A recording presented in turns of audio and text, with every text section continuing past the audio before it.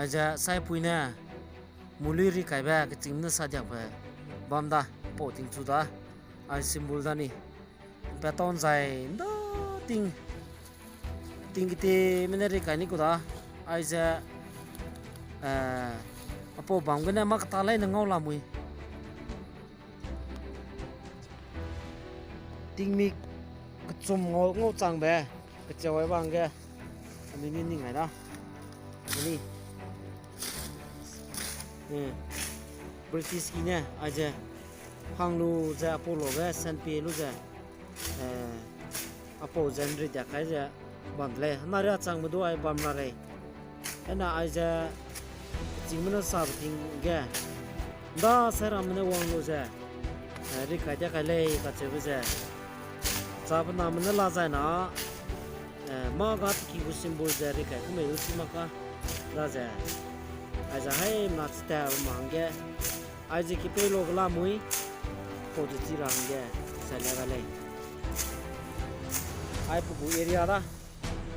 area namjing bege kipeilua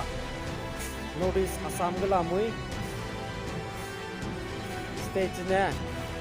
lima so aja cira apo gana apo tongana apo rame kam malu sana diga ini ngadai ini kutum ngokam bang le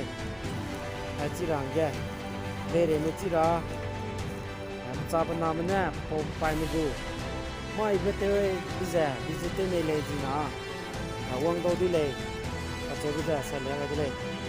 ati chu zai ni ajiri ka da na aija ane tumram nu kulo ha po alu ja aja singgul tu aja panen kita boleh, ayat tu, singgul ni, mana kita boleh nara tangga mana, aja cira aja, ini ku benda, sini ku aja kaya, saya pun mulu rute, dua, boleh, saya pun mulu rute, kum jauh lah. Apo tunggana ni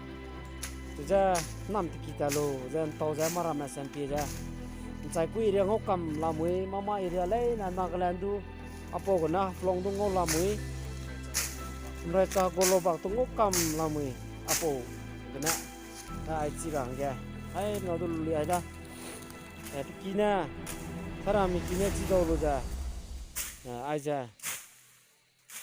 popai me go rapi ne kai nuang do dile ka te bija sala ga dile ai le ai sai pui muli ki kai ba chu ko ni ki tin na sa dia pa ai da